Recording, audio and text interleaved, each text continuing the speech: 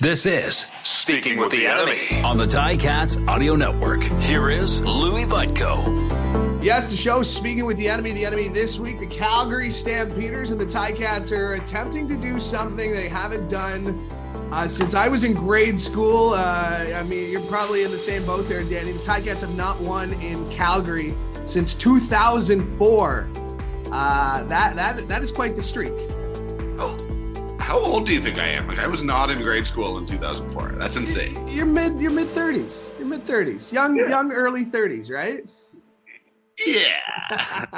I got you here, man. But 2004, I mean, that's a statistical anomaly at that point. I mean, and that includes the Grey Cup in 2019. I mean, the Ticats do not play well in Calgary. Yeah, I mean, it's kind of hard to make sense of. Like, admittedly, sort of 2008 when sort of John Huffnagel takes over, and there's a lot of teams that haven't had a ton of success against Calgary, but no, 2004, I can't make heads or tails of that. That's nonsense, to be perfectly honest with you. At some point you feel like that streak has to break. I'm not sure. It feels like it's going to necessarily be Friday, but yeah, that's weird. Yeah, it's just one of those stats that every day I kind of find another angle on it, where it's like, well, the last time the Ticats won in Calgary, Orlando Steinauer was winning his second Grey Cup as a player and was still 4 years away from retiring as a player. So it's just one of those weird stats that 2004, a long time ago. If the Ticats were to do it, it's going to be tough. You mentioned this. The Stamps are coming off the bye week. And maybe, teams have those bye weeks where you really need one. It didn't seem like Calgary really needed this one. They seem to be going into a bit of a roll hitting this last bye week. Yeah, I mean, I couldn't really say it better myself. It's weird. Like, I think that with a bye week, you can always use the rest. Like, this is football. Getting rest in the body is not a bad thing ever. But, I mean, I think they allowed, 13 points in their previous two games, including a 29-2 win over the Argos. They sort of, the week earlier against the Lions, like, honestly, it was a garbage time end of game touchdown that the Lions scored. So the defense was really, really locked in. I still think that there's some questions about the offense. But yeah, this sort of felt like the timing wasn't great for the bye week, even though, I mean, I hadn't had one since I don't think early July. So like it was certainly necessary from a physical standpoint, but this was starting to look like a really, really good football team. So I'm going to be curious against what I imagine is a pretty desperate Ticats team. It's bizarre. I was looking at it, like, the Stampeders sort of hold a lot of people's fate in their hands because they've got obviously Hamilton this week and then 2 against the Riders. So it's like, if the Stamps lose on Friday and then beat the Riders twice, so they're certainly a better team than the Riders. It's like they keep the Riders out of the playoffs. It's sort of funny. They control the East right now. Isn't that the story? I mean, they really do control what happens with that crossover spot with the Ticats. And then, the Ticats will have to take care of business against Ottawa and then in Ottawa to finish the year. You mentioned some questions about the offense. Jake Maier, it's his offense. It's his team now. What have you seen from him since, being elevated to QB1?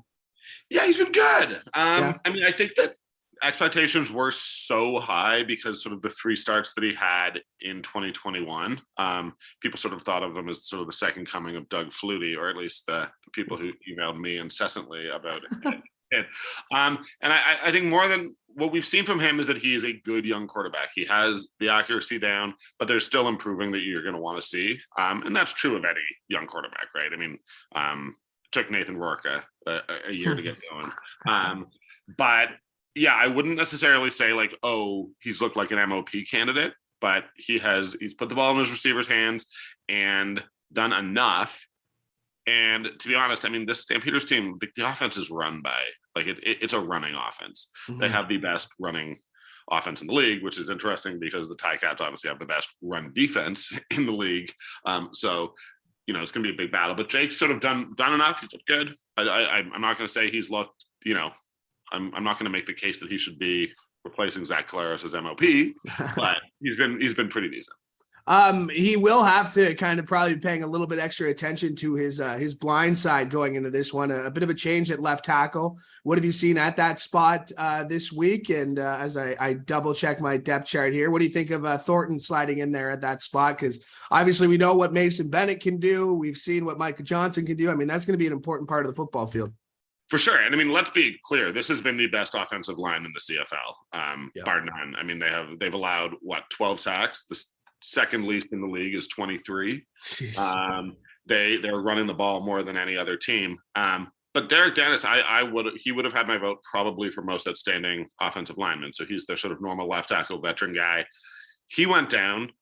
And that hurts, but I'd also been waiting to see a guy named Josh Coker, who is one of those guys who was on the practice roster for a while, and but you knew the team was high on him. Well, Josh Coker didn't last a half before he tore his biceps. So they're sort of down to options 3, 4, and so it's Hugh Thornton and Bryce Bell, who Bryce Bell's a Canadian guy who's sort of been that number 6 guy who can play every position. So I wouldn't say it's panic mode yet. Hugh Thornton's got 37 games of NFL experience, I think. And people don't need a fact check. It's something like that. He's got a lot of NFL experience. So I still think he can be a good player. But yeah, I mean, like left tackle is a huge position. So I certainly think that is an area where, as I said, I think the Stampeders are at their best when Kadeem Carey is running for about 100 yards a game. The Ticats don't allow many running backs to run for hundreds. That is the area that I am focused on for sure. I mean, it helps having McEwen there in the middle, though, right? I mean, we've seen what veteran leadership. So for the Ticats, we got Rev playing his 100th career CFL game this month. I mean, how important is that presence, that veteran? Because I have to imagine there was probably a lot of one-on-ones at practice this week, or some extra attention to that spot. Yeah, I mean, I think that having Sean McEwen, who ultimately has been an all-star how many times now, has come in and when he signed in Calgary, that was obviously a homecoming, but really, really brought a stability to the offensive line. And I think we've seen the guys on either side of him are not guys who necessarily, I think, get the headlines they deserve. Out west, everyone just wants to talk about Winnipeg all the time, and then the Riders take up so much air that it's ridiculous to say the Stampeders go under the radar. They don't, but they might not get the same attention. But Ryan Sevier and Zach Williams there have been really exceptional, and I think Julian Good-Jones has been as good as anybody at right tackle. But yeah, it all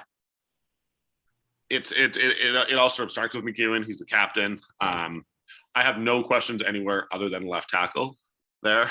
Yeah. And then, I mean, it's I don't know how much Stampeders you've watched, but it truly is this combination of Kadeem Carey, who will be the running back all-star for the CFL this year, and then they bring in a little Peyton Logan, and they can just sort of go, the big banger who can do anything, and then they bring in the speed with Logan, and it's a lot of fun to watch. I mean, do you feel validated for all your Kadeem Carey praise you were throwing on him last year? I mean, because you were probably the only one. I mean, rightfully so, being the guy who's there every day. But I mean, do you feel validated for his performance this year after all the hype you were talking him up last year? Yeah, I mean, that's the thing. Like from day one, you kind of looked at Kadeem Carey, and you know how this is. There are some football players where you look at it, and you're just like, oh, he looks different. And Kadeem's one of those guys. So yeah, a little bit validated. I mean, I think that, here in Calgary, we don't have the media that some of the other Western markets do. So I probably take a little bit more. I put it on myself to, maybe hype up some guys in ways that other beat reporters might not. But it's exclusively because, we don't have a columnist. We don't have 30 radio guys who I don't know who they worked for in Saskatchewan. The 18 talk radio stations in Saskatchewan, which we love, by the way. Don't get us wrong here as we're on this podcast. And I hope to bring some of them back on this show one day. So I can't. But no, I mean, Kadeem has been exceptional. And again, the reality is, I mean, this offense, Reggie Bagleton's been very good at receiver, but hasn't maybe put up the huge numbers we were expecting. Kamar Jordan is out for the year. Malik Henry will not be playing in this game. So when I said that this offense is goes through Kadeem Carey, I'm not lying. Like it is Kadeem it stirs everything. And we're going to see. I mean, I think that it is. I think that the Ticats will have trouble scoring on the Stampeders, but I also think that the Stampeders may have trouble scoring on the Ticats. It should be an interesting battle to watch. I want to get your perspective on on Don Jackson, because I mean, him and Wes Hills, it's either been one or the other these past 2 seasons, and now it's Wes Hills, and I think it takes a really mature player to come out and say, I'm comfortable with the role. I mean, he might not be happy with it. Everybody wants to start. Everybody wants to play. You covered Don Jackson. I know you know him well. What have you seen from his maturity in the last little bit here that I mean, it works in Hamilton? He pushes Wes Hills to be better. It's not a source of drama, because I just feel like it takes a certain kind of player. And I know Wes talked about it, shout out to Donnie this week, but as someone who's covered him, what have you seen outside looking in from number 5 in the black and gold? Yeah, I mean, Don Jackson's one of my favorite people in the CFL. He always has been. Right from the start, he brought an energy, and the thing is, Don is a passionate guy, as anyone who knows. I mean, I also think that he does have a maturity to him, and I think that it's sort of a little bit similar to Bo Levi Mitchell here in Calgary, where it's a guy who wants to start. Like, they're probably disappointed to not be out there on the field. They're putting in all the work and not really getting to play. What these guys love doing is playing football. But I think sometimes the difference between athletes and guys like you and me is they can deal with professional disappointment and turn it into harder work, turn it into focusing on making themselves better and supporting their teammates. And I really respect that Don is doing that. And I think that that's the stuff that I think it's cool you asked, because I don't think that fans always necessarily see that. And with Bo out here, I got a million questions about when he was removed, and same thing I said was, I was like, yeah, man, like, he's gonna be disappointed. I also know this guy. Like, this is not the first time he's been disappointed. He's okay.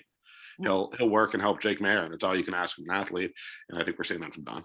Yeah, great comparison there, and I know you know Donnie well, so I want to get your thoughts on that. Okay, let's get back to the game on Friday, 7:45 local kick time. I don't know who's making the schedule lately, but you know why that happened? Like, why? I thought it was 7:30, and then yesterday they were like, well, it's 7:45. I mean, I think we know who to blame, but yeah, I think we do too. It's 9:45 here, so like, I'm just upset. I got to do sports tomorrow at 11 o'clock on CH. So I'm a little upset that I won't get the full highlights until the next day. But 7:45 kickoff. Let's talk about the game itself. The Calgary Stampeders, you mentioned that you don't think there's going to be a lot of points. You think it's going to be a low-scoring affair. What will the Stamps need to do, though, to win it?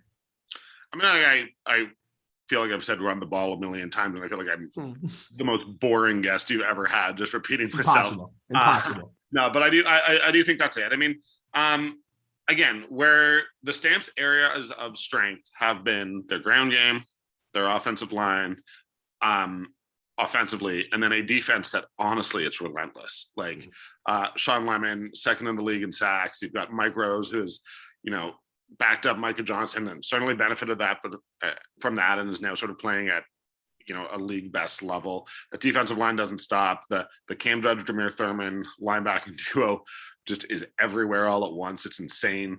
They drop into coverage. They're sometimes on the pass rush. And finally, the sort of defensive backfield, which has been hurt all year. I hear these guys talk in Winnipeg about the injuries they've had, and I'm like, trust me, if you were paying attention to what happened to the Stamps DBs, I mean, they're down to like their 5th boundary corner or field corner at this point. But look, I ultimately think that they just have to play defensively solid and be ready for a Ticats team that, look, ultimately, I don't think the Ticats losing this game means that they're out of the playoff run. They got games against Ottawa that are winnable games. And I don't think that the Riders are beating the Stampeders twice. So you can sort of plot the thing for it, but you got to be ready for a Ticats team that's coming in and playing desperate football, and is likely still not fully over. And I don't know if I can say collapse on Ticats TV here. You can go for it. Yeah, go for it. Yeah. No, yeah, sure. A pretty embarrassing collapse back in at the beginning of the season, where the Ticats should have won that game. As long as you don't bring up 60-1, we're in Calgary, we're okay. So as long as you don't bring up 60-1 in a game in which Calgary could have won 88-1, we'll be okay. I didn't bring that up, although I will argue that was a sort of turning point. It really did feel like that was sort of a turning point for the Ticats. That was the low, and then they started to climb out of it. That was rock bottom. That was after a fight that occurred during the week in between Calgary and Edmonton. That was a low point for sure. Danny, I appreciate you doing this as always, my friend. Thank you for connecting this morning, and enjoy the game on Friday. Should be a good one. Peace, buddy. Thanks for having me on. And my thanks to Danny Austin for joining me today. My thanks to you as well. This has been Speaking with the Enemy, presented by Red Tag. Who says summer is over? Set your own rules and secure your winter escape from the hottest Caribbean destinations with redtag.ca. With resorts selling out fast, now is time to secure your spot on the beach. See the world your way with redtag.ca. Book now. That'll do it for us today. Enjoy the game this week. It's the Ticats, it's the Stampeders, and as always, you'll be able to catch it right here on the Ticats Audio Network. I'm Louis Butko, hoping you have a great day.